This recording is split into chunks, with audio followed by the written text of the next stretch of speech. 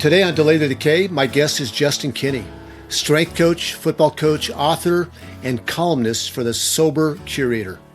Since beginning his sobriety journey in June of 2019, Justin has rebuilt his life through faith, accountability, and daily discipline. In his new book, From Rock Bottom to Redemption, he shares hard-won lessons on rebuilding a life with purpose and with discipline. Justin lives with his wife, Amanda. They are raising 6 children, and they reside in Iowa. Justin, welcome to the show, my friend. Thank you. Thank you for having me. What's one thing that you have incorporated into your life recently, Justin, that is helping you live upwards and to the right? Yeah, so one discipline that I've been leaning into lately is something that I call intentional stillness. And that primarily resides in your spiritual domain. And every day I'm trying to create space to slow down, to sit in silence, to pray, to reflect, not to ask for anything, but just to listen. And, for a long time, my life was chaotic and it was noise, constant movement, constant distraction. And I stayed busy, so I did not have to face what was going on inside of me. In times I was not busy, I would escape from that. And what I learned is that you never really slow down. You never actually deal with anything. Then you just end up carrying it forward. So this discipline has helped me build what I would call inner stability, a place in me that is not controlled by circumstances, stress, or emotion. And while it starts spiritually, I really believe it carries into everything else. Relationally, I'm more present. Mentally, I feel more clear. Physically, I am more disciplined. And even financially, I make better decisions because I'm not reacting, I'm thinking. And it's not something anyone sees, but for me, it's one of the most important things I'm intentionally focusing on right now. Because if I am not grounded internally, I really believe that everything else will eventually follow that instability.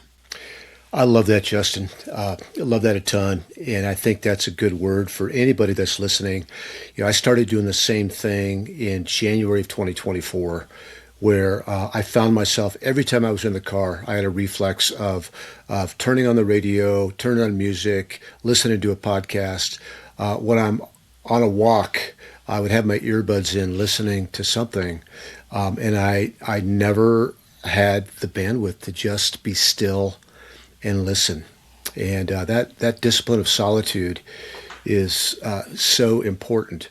Let me ask you this. You have 6 people in your house, little people, and your wife. You have a busy job. I assume that you've got to be up early and out the door early and sometimes staying late. How do you find the time to practice silence and solitude? Yeah, so, the time that I have for that is actually unfortunate. I was married before, and about 3 months into sobriety, that marriage had ended. So we, of course, share our children. So, they're not with me that often. I have my kids Thursday nights and every other weekend, which has been one of the most difficult things for me, but it's been one of those earthly consequences of my sins. So the downside is just being absent as a father way too much. But the upside is I have this time that God's given me to study His Word and grow closer to Him and work on myself. And that's time that I really try to take advantage of. Yeah, I appreciate your vulnerability. And folks, one of the things about Justin right up front that you're going to hear and learn is that that he's vulnerable. He's an open book. He wants people to learn from his mistakes. At the same time, Justin, I've noticed that you are quick to point to yourself for the consequences. And I have a paradigm that we're all guilty victims, but oftentimes we we were mired in focus on being victims rather than examining ourselves and seeing our part in broken relationships and sin. And have you always lived that way, where you've been self-reflective and owning your own stuff? Yeah, I have. One of the things that I was told constantly when I was in treatment was beat yourself with a feather, not a bat. And I think that stems from growing up. You know, sports were my life growing up, and I found success in that. And part of that was being hard on myself. And outside of my home during my addiction, I found success. And I failed as a husband. And I was, throughout my book, I do point the finger at me a lot because one day my eyes really opened and I realized I am the problem, right? So I've been hard on myself, and that's negatively impacted my relationship with God over the years. There's been times where, I feel that my shame has driven me away from Him, and there's proof that that has happened. But yeah, I've always been tough on myself. Yeah. Well, Justin, how do you, as a young man, how do you rightly examine yourself, acknowledge your mistakes, and at the same time not walk in shame? Yeah, yeah, How do you do that?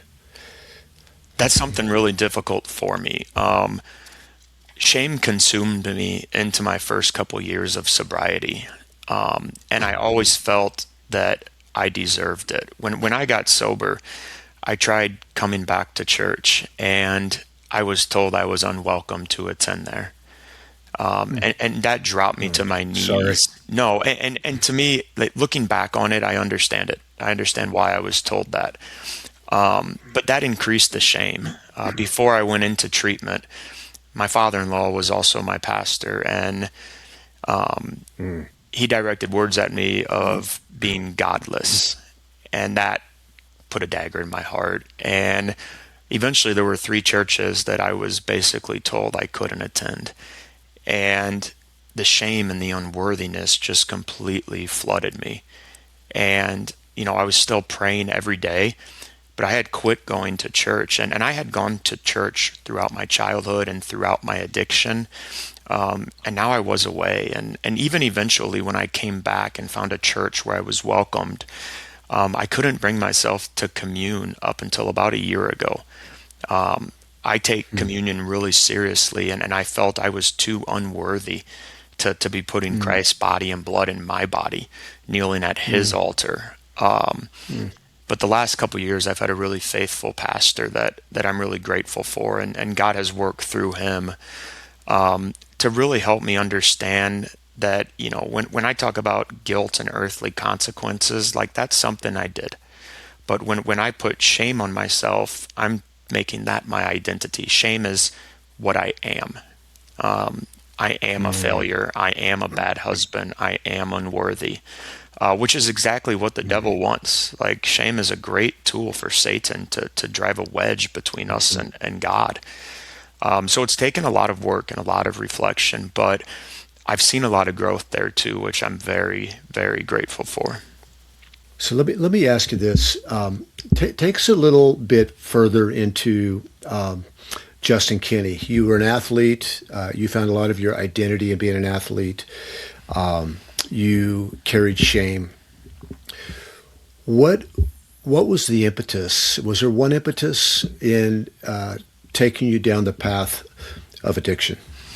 I don't know if there was one. Like, I never drank or used drugs until I got to college. As a high school Okay. student, I feared my football coach and my dad and what would happen if they ever caught me drinking. But in college, I went in and somehow as a freshman, I found my way to starting on the offensive line.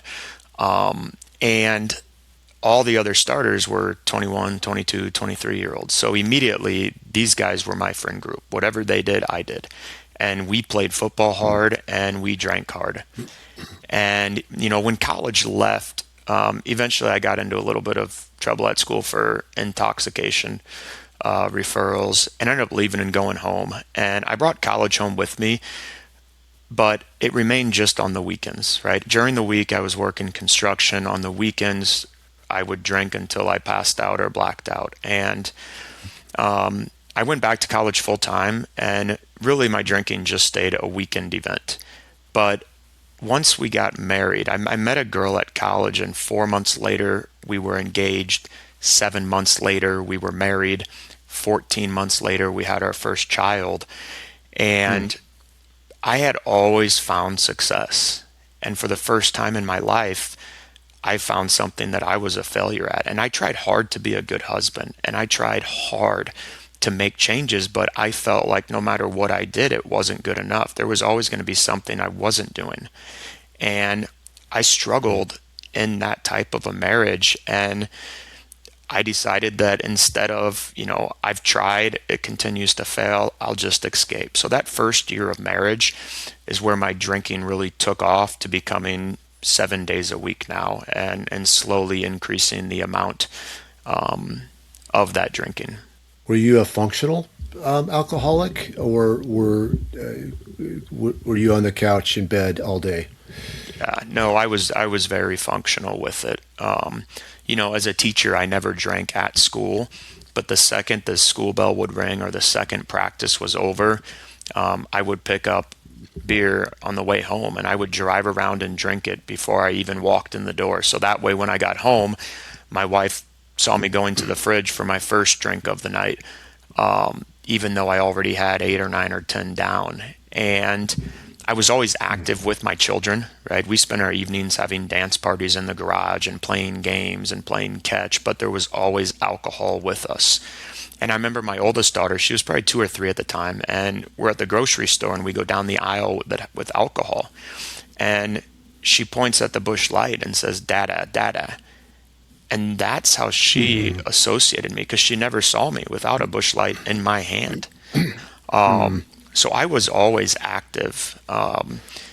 Towards the end, maybe the last 2 years of my addiction, I became more distant, to where I isolated myself in our basement. At that time, I was consuming a lot of pills with my alcohol. But up until then, I was always high functioning. Why the pills, Justin? Yeah. Were you trying to harm yourself? Yeah. So that's a long story. I'll try to be brief with it. But as I tried to escape and numb myself from my marriage, the amount that I was drinking just drove a wedge into our marriage even further. So this was now something else I was doing as a point of failure. And a couple years after college, I'd have a knee surgery on an old football injury.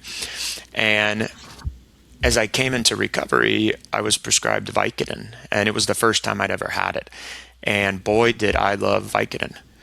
So as that surgery went into recovery, I manipulated the doctors for a while. Like, I still got tremendous pain. I still needed, and I had a script for a pretty long time. Once those pills ran out, I immediately returned to drinking way too much. But over the next year, I had 2 additional knee surgeries because the first one didn't go right. And each additional surgery came with more of a prescription for Vicodin. And I loved it.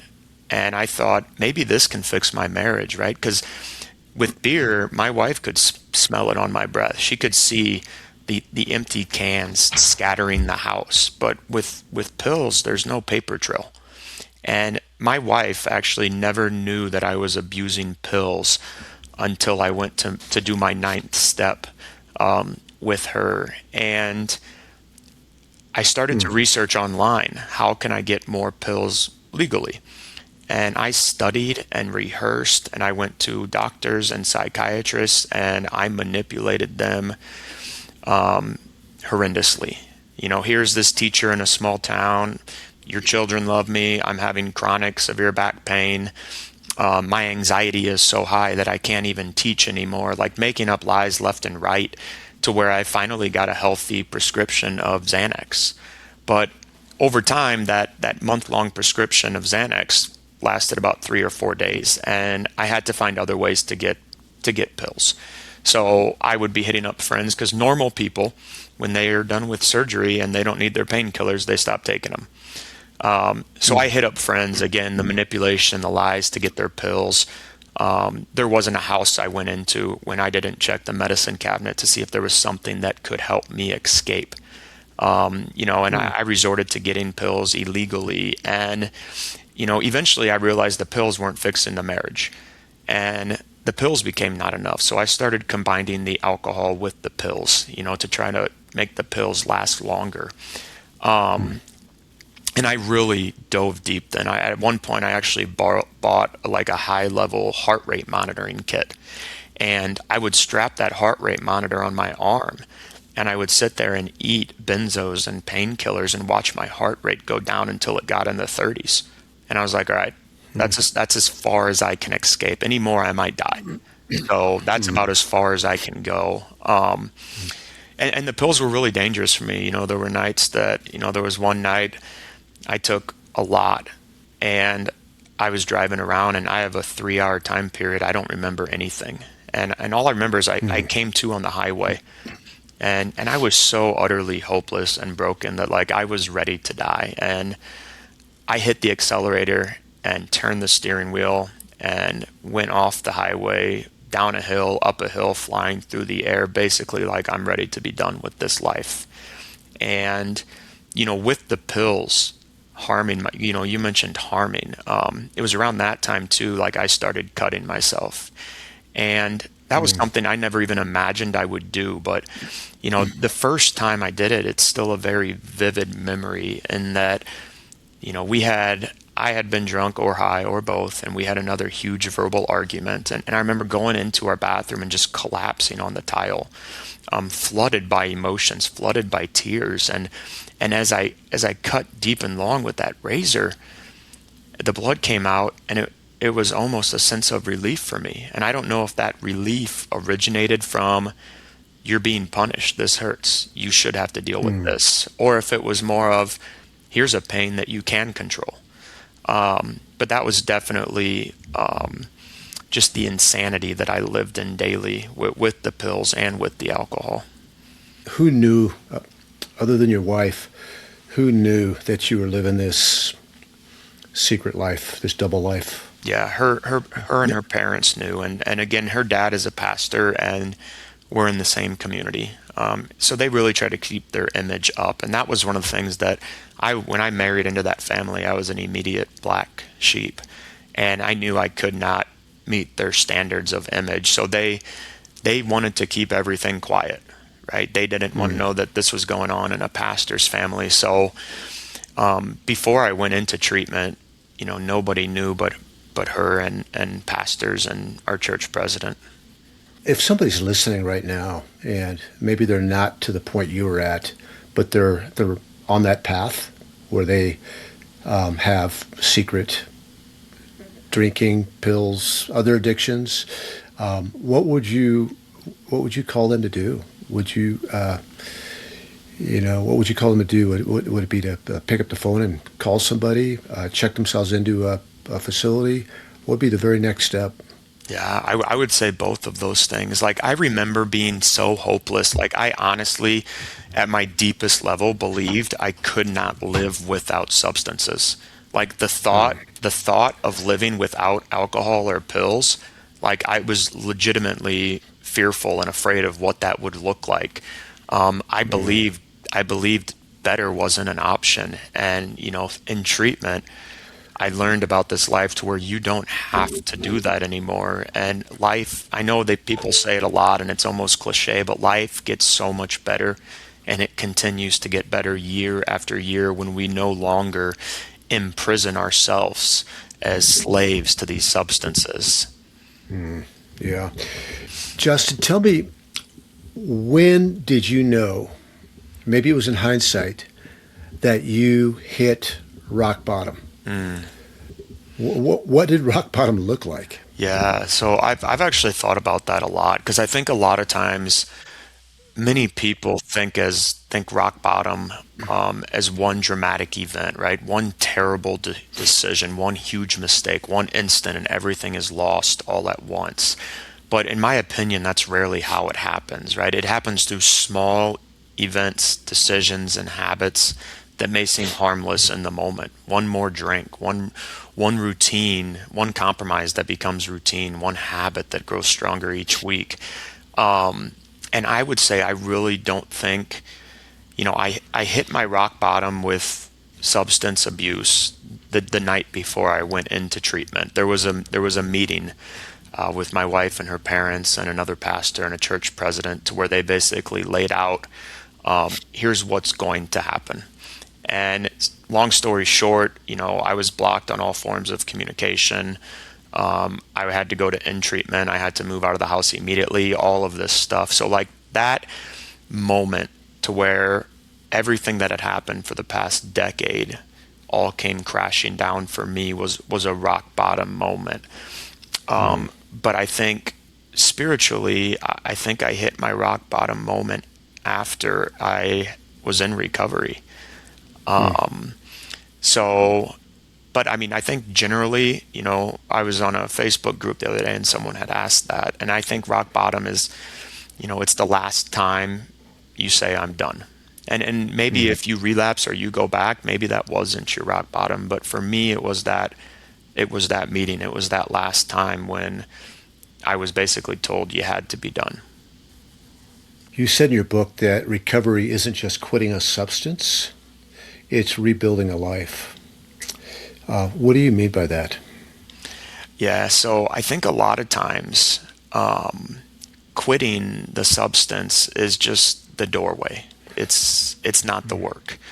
What I realized very quickly is that if I only removed the alcohol and the pills, but I did not rebuild the man, nothing would really change. I would still be that same person with the same patterns and the same cognitive distortions.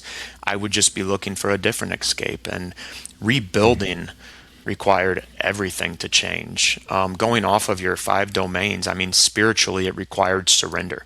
Not surface level belief, but real surrender, letting go of the idea that I could control everything and instead just trusting God with my life, even when I had no understanding of what he was doing. I had to stop trying to manage outcomes and start focusing on obedience. Relationally, it required humility and consistency. I had created distance. I had destroyed relationships. I had broken trust. I caused real damage to other people, and I had to accept that I could not talk my way out of that anymore. You can't rebuild trust with words. You rebuild it with time, with showing up the same way day after day, long after that apology loses its weight. And physically, it requires discipline. My journey physically in recovery has played a big part of me staying sober. That the first 9 months of being sober, I lost over 100 pounds, and that structure became everything for me. That level of discipline that I had not had before. The training, the routine, eating healthy, taking care of my body, getting quality sleep. Not as a surface level fix, but as a way to rebuild order in my life. I needed rhythm instead of chaos, and that physical domain provided that avenue. Not only was I disciplined with not drinking, but I was disciplined physically by holding myself to this regimen that I considered a non-negotiable, and even mentally it required ownership and control. I had to learn how to govern my thoughts instead of being controlled by them, and that was something that was really difficult. And that's where the dichotomy of control became real for me. When I started to get sober, I really dove into studying Stoicism and a lot of books by Ryan Holidays, and I think there's just such a huge connection between Stoic concepts and recovery. And that one specifically, the dichotomy of control, is basically I had to separate what is mine to carry from what is not. And the list of things that are actually in my control are very small. Everything else that's outside of my control, I just have to release it.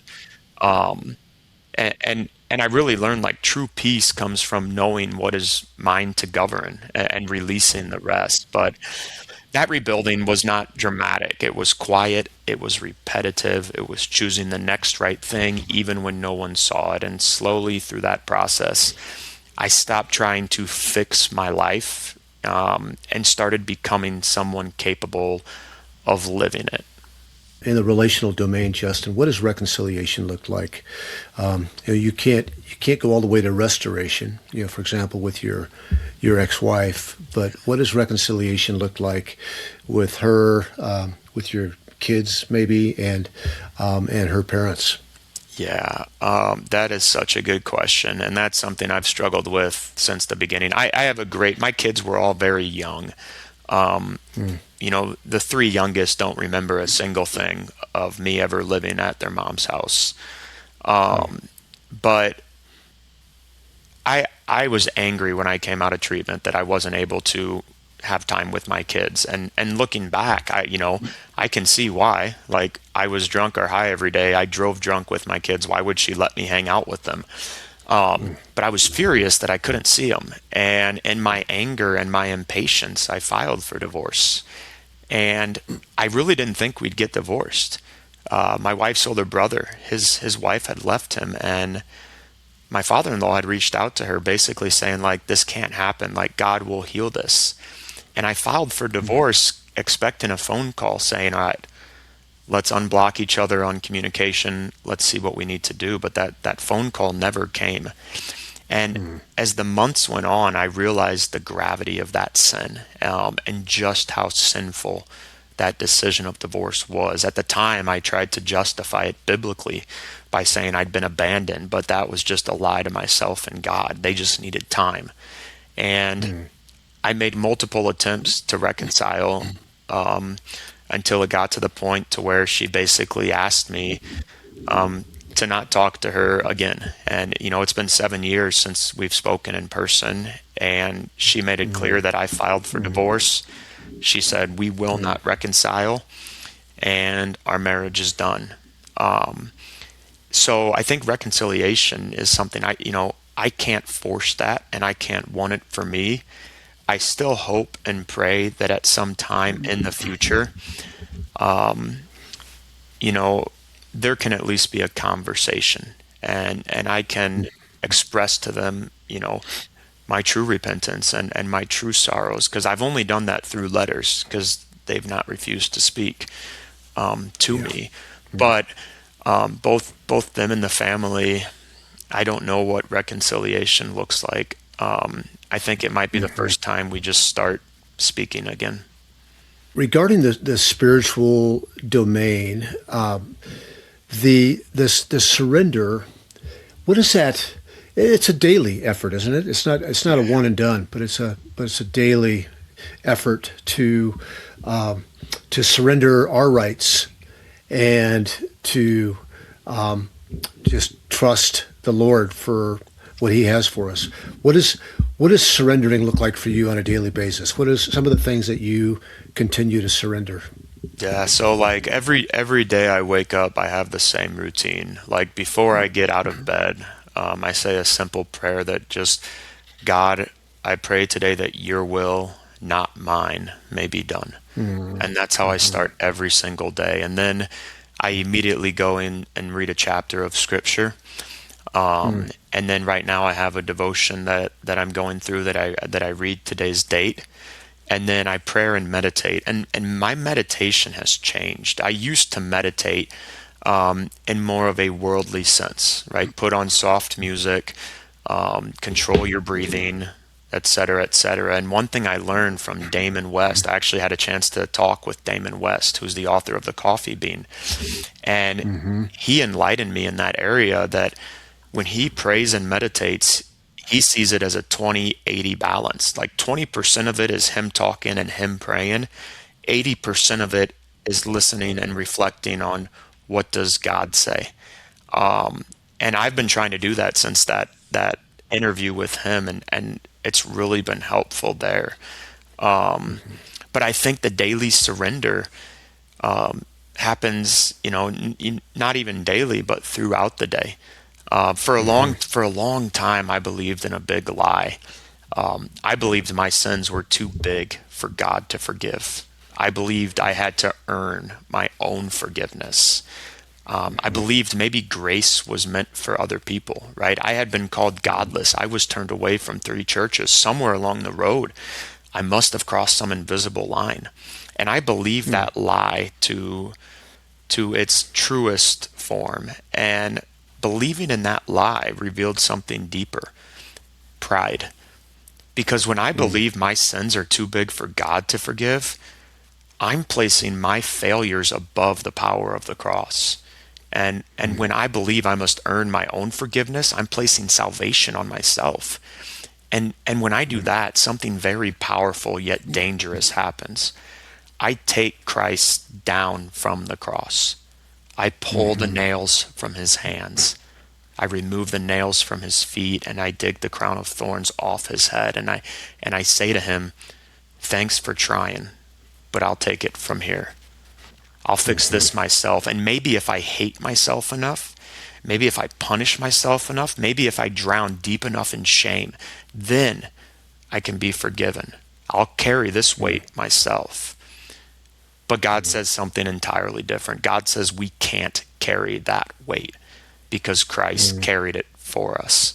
And for me, that's a daily reminder of whatever goes on today, Christ has already taken care of it for me. He's carrying me. He's carrying that weight. He's carrying those thoughts, those difficulties that I might struggle or run into today. So for me, that's really what daily surrender looks like in my mind. Yeah. And when you were in the thick of it, alcohol, pills, cutting yourself, if I would have asked you then, Justin, when you picture God in your mind, we don't know what God looks like, but when you picture him, what is he? What does his face look like? What is his demeanor towards you? That's such a good question. I would say it's probably most similar to Adam hiding in the garden. I would say he wouldn't have a face because I'm too busy hiding from him, but I know his face would be angry and disappointed. And, you know, that he sees me and he thinks of evil. He sees me and he thinks of fake Christians, lukewarm Christians, unworthy Christians. So for me, it would just be the most disappointed, angry, sad father figure you could imagine. And how do you see him today? Today, I see him as the only reason why I'm alive. And, you know, having children and being a father has really helped me learn what God's relationship with me looks like. Because I know as much as I love my children, it doesn't even compare to how much God loves me. And God, you know, God sees my sin and he says, Christ has already taken care of this. His son, he sent his son to the cross to die a brutal, horrific death. And that was for me. And I can try to build walls and I can try to hide in deep caves, but the truth is God will never abandon me. And I see him as a loving and caring God, but also I see him as a God that is matter of fact. Like I have earthly consequences for my sins that are going to be there the rest of my life. But earthly consequences are not the same as eternal consequences. And for those I'm forgiven. Amen. That's a really, really good distinction. A huge theme in your book and in your messaging is daily discipline and becoming 1% better. Like it's like a day at a time, a moment at a time, a discipline at a time. For someone who's listening who feels overwhelmed by how far they have to go and how much damage they've done, what does faithful, practical rebuilding actually look like on a Tuesday? What does it look like? Yeah, so 1% better is something I've really tried to teach my students and my athletes that you know, you didn't get to where you are today in one dramatic moment, right? The decline is slow, and I'm not going to be the man I want to be tomorrow, but that's okay. I just have to get 1% better today, right? And athletes, you know, can you walk out of practice 1% better than when you walked in? And I see that as life. And I really think that a lot of people are waiting for a moment. They're waiting for that dramatic moment, that breakthrough, a reset, something that just hits them so hard it changes everything at once, like their Saul being turned into Paul.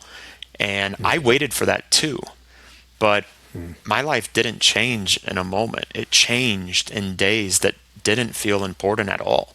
It changed on ordinary Tuesday, waking up when I said I would, and not staying in bed, feeling the weight of the day and choosing to move anyway, training when I had no energy, no excitement, no reward, just doing it because I told myself that I would.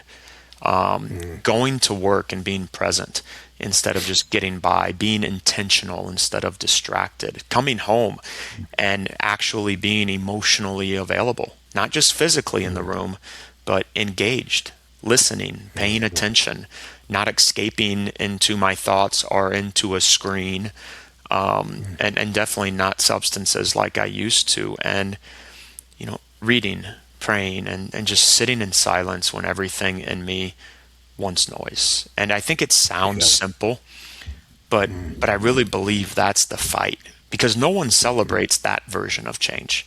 There's no recognition. There's no moment where it feels like everything just clicked.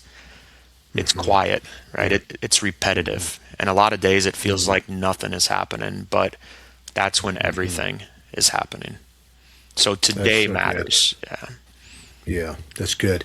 That is such a good practice, and it's true with our physical bodies. If we're going to run a marathon, if we're going to bench press 300, deadlift 500, like whatever, it doesn't it doesn't happen in a week. If you haven't been off the couch and you haven't been running at all, and you want to run a marathon, it starts with a walk to the mailbox or around the block, and that's. I have a guy that I coached that was just he traveled a lot and he was having a hard time. Just he wanted to be in the CrossFit gym, but he couldn't. He's on the road, so it was nothing CrossFit or nothing for this guy. And so I just said, I said, buddy, like what's one thing you can do to help you move in the direction of health, moving? And he came back to me. We met every 2 weeks, and Dan, he says, I just want you to know I'm an MVP. MVP. I go, what do you mean an MVP? He goes, what I determined is I can do the most valuable practice for me. MVP. And for him, it was just 10 push-ups a day and 20 sit-ups. And then he wanted to actually increase that every week to 15 push-ups, 25 sit-ups. But for him, it was his most valuable practice based on the rhythms of his life. And so I think sometimes what I love about your 1%, Justin, is that it's attainable. It's doable. If you just tell me to love my wife better or be a more present dad or whatever, I go like, well, what does that even look like? I can envision what that looks like, but I can't necessarily get there tomorrow. I've got to take the next step to get there tomorrow and the next day and the next day. So thanks for that 1%. That is super, super helpful. Yeah. How has your journey changed the way you think about being a husband, father, and leader? Do you ever deal with imposter syndrome when you're Yeah. up there speaking to kids and encourage them to to follow Jesus, to not get drunk, to stay pure? Well, like whatever it is, do you struggle with like, geez, like who am I to be saying this stuff? Yeah, yeah, especially early on in recovery, that was a big deal for me because I had been so fake and so manipulative and so two-faced for, over a decade with addiction. And now I could feel the change. I could see the change. I could hear the change, but I kept it all to myself. Because I felt like, who am I to touch on these things? And, my past forced me to face something I couldn't ignore. My choices don't stay contained to me. They spread. They land on people closest to me. And there's something different about seeing that in real time. Not just knowing it, but watching it, watching the impact, watching the distance, knowing that the way you are living is creating wounds in people you love. That's a tough pill to swallow, and that changes you. And for me, that's something I can't unsee. But I used to think leadership was all about performance, about results, about what I could accomplish and who I could get to follow me and how I was viewed. But now I understand leadership is about responsibility. It's about the life that I model when no one's watching. It's about consistency, not intensity, especially in small moments. It's about being the same person at work as I am at home and as I am when there's not another person around. And as a husband and a father, I feel that weight every day. And not as guilt that holds me down, but more as clarity that holds me in place. I know what it looks like when I drift, and I know what it cost. So now I fight to be present, not perfect, but present, steady, predictable, reliable. Because the people closest to me in my life, they don't need to hear big speeches or big promises. They need to know who they're going to get every day. I spent years being unpredictable, and that's just something that I've told myself I will not go back to this. Our small group met last night, and we talked about Judas and how was it that Judas was spent every day with Jesus, saw the miracles, heard the preaching, was even sent out to preach and perform miracles himself, yet he walked away, and we all agreed that we're not Judas, but we all have an opportunity. We're all capable of walking down a path a path of destruction, with earthly consequences. And one of the conclusions we came to, and you just said it, is that when we drift, when we live a life that is on autopilot, not intentional solitude, not intentional discipline, 1% changes, it's just inevitable that maybe we won't end up drinking and doing pills in our basement, but we're going to drift to a place of ill health. So that seems like it's a very important part of your ministry with your athletes, in your marriage, is to live an intentional life, because that's really the opposite of drifting, isn't it? Yeah, I would say so. You're a strength coach, football coach. Are you in the sweet spot? You're a teacher. Are you in the sweet spot vocationally of where you feel like the Lord has wired you, and you feel like you're having the influence that you would desire? Yeah, I'm so blessed to have a job that I love. I look forward to going to school. Like, we're on Easter break right now, and I'm looking forward to going back on Tuesday. I just love my students so much, and being a full-time strength teacher slash coach, it gives me a unique opportunity to build relationships with students that may be more difficult in a math class or in a science class. And there's a lot of lessons that I try to teach and instill in them beyond reps and sets, whether it's things said at the beginning of class or a little chat when the week comes to an end. And, I know in a lot of places they'll say, don't let students follow you on social media, but I do. And I don't follow them back.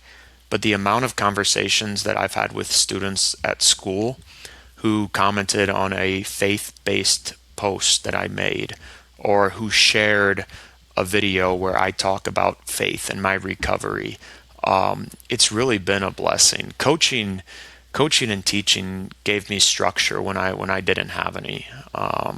It taught me discipline. It taught me progression, accountability. It showed me that real growth is not random, but it's built.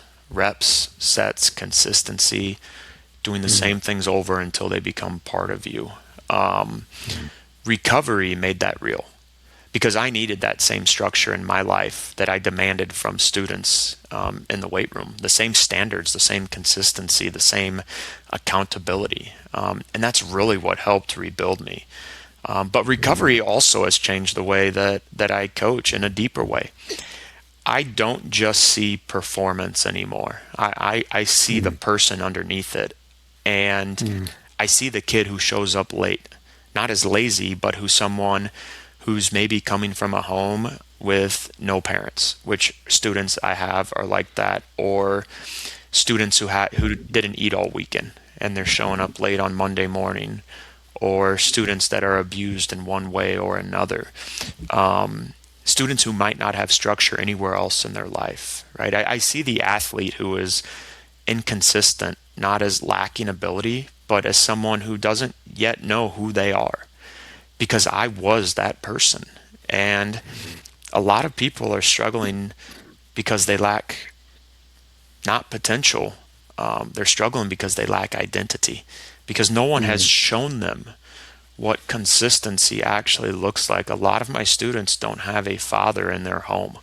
A lot of them have fathers that are there, but the level of consistency is maybe not the identity we want them to have. So now I teach and coach differently.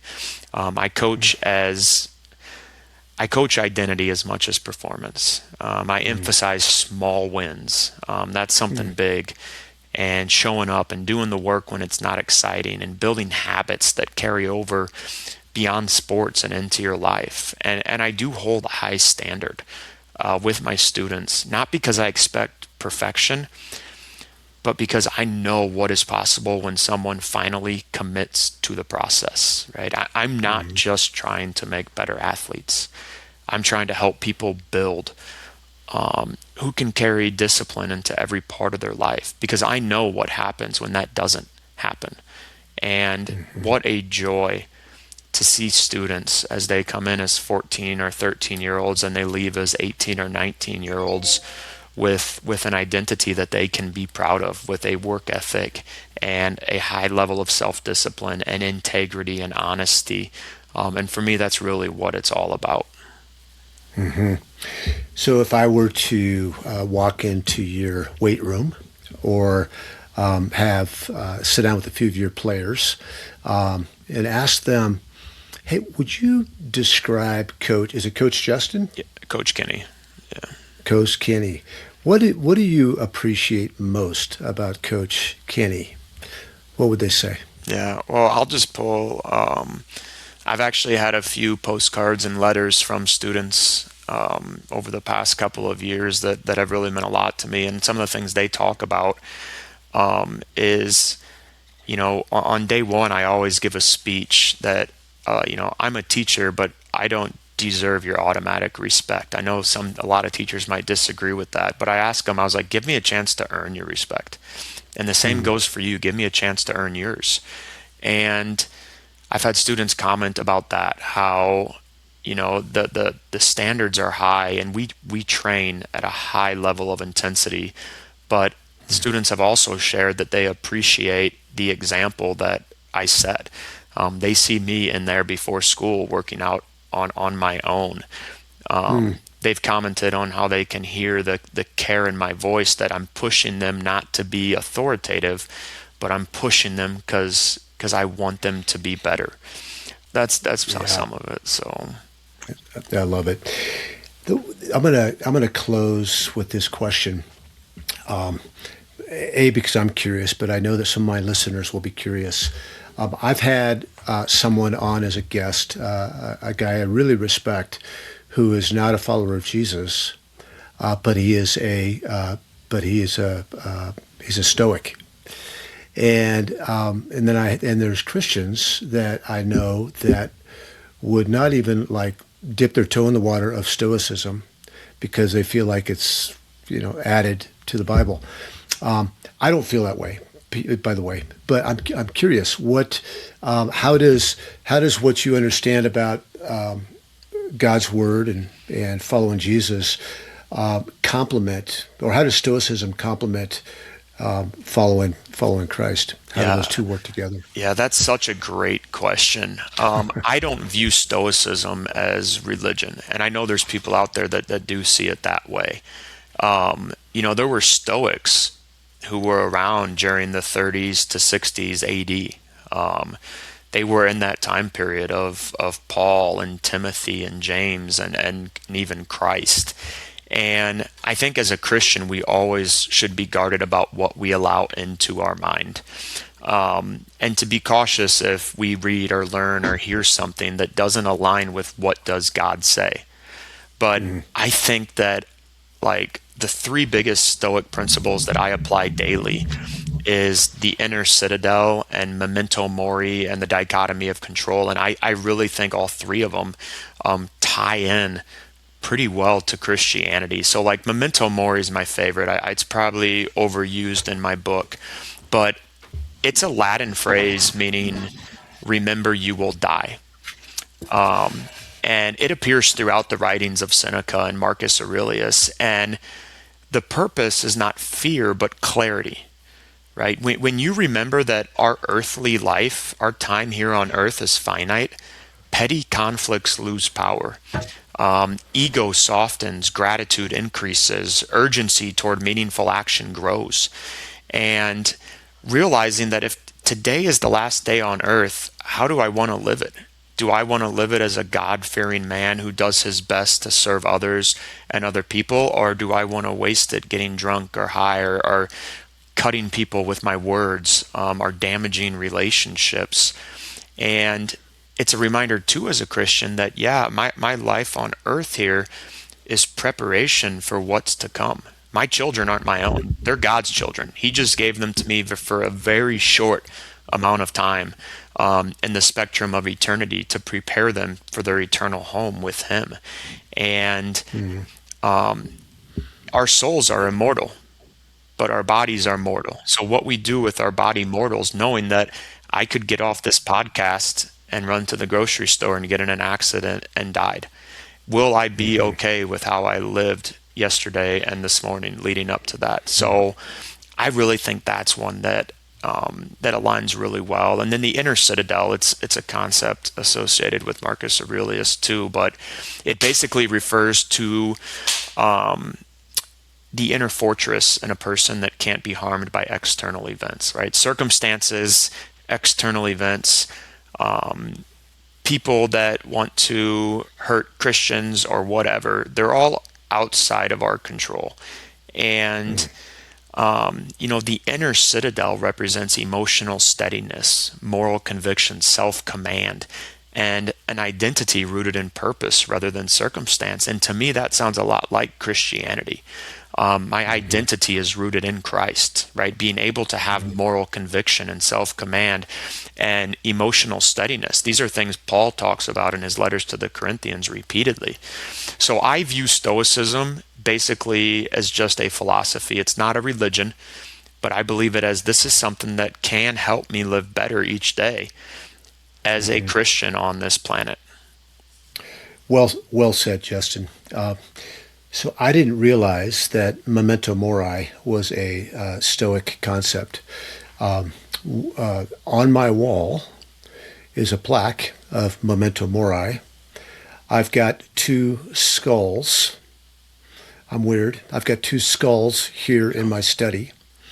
That reminds me every day of the brevity of life. And some people think it's fatalist. It's sick, but the same thing. Like if I have my head in the hole, as if I am never, as if I don't have an expiration date, I'm not going to live life to the fullest. And I want to be reminded that that every day is precious, right? Yeah, I love it. That's Yeah. awesome.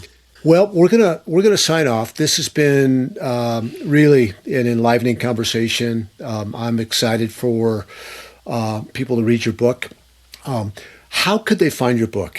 When is it going to be available on Amazon and other places? Yeah, so it is scheduled to be released on April 7th, and we're cutting it close with the designer who's working on the cover, but it'll initially be available on Amazon, and then and a few days after that, it'll start showing up in Barnes and Nobles and Target and other, brick and mortar stores. And Okay. on my Instagram, I'll make sure to post links of where people can follow that. And with writing the book, like my sole purpose is can one person pull one thing out that helps them live better or grow in Christ. And that's my goal with it, right? Is there one thing that can help you be better today than yesterday? But yeah, and I don't know when you post these. Maybe by the time this podcast posts, there will be a link that maybe we can attach to. But to your audience, I'd love for you guys to touch base on Instagram and talk more and learn more about each other and from each other. Great. And on Instagram is Justin Kinney. Yeah, so it's at Justin underscore Kinney, Kinney underscore 0609. Great. And we are, just so the audience knows, we are actually having this interview at the beginning of April 2026. And this will be published after the book comes out. But engage with Justin on Instagram. Pick up the book. You can be able to find it in all the places Justin just mentioned. You're also writing a column for the Sober Curator. If people wanted to follow that or read your writing, how would they engage with the Sober Curator? Yeah, so the Sober Curator, it's basically an online magazine, and I write in the sports and fitness section. But if you just Google the Sober Curator, there's all types of categories, and it's really a cool tool for people in recovery. And there's a lot of good writers sharing their work on there. Very good. And so, friends, I want to encourage you with a few truth bombs that Justin brought to us. And one is I want to encourage you to live a life of surrender. That's where fullness of life is experienced, is surrender, daily surrender, moment by moment surrender. Stop managing the outcomes. And building trust is not through words alone, but it's by actions over time. Some things that really stand out to me, Justin, what you said. And you know what I'm going to say here, and that living a life that is the abundant life is not living a life of perfection, but a life of direction. And it's a direction following the one who loves you the same on your worst day as he loves you on your best day. So put perfection aside and take that next step, that next 1%, and keep moving upwards and to the right. Justin, it's been a joy to have you on here. Yes, yeah, and thank you. I look forward to continuing this relationship. And wish the best to you and your family and your book and your teaching, your coaching, all of that. So have a great day, and Delay the Decay audience, we will see you on the other side.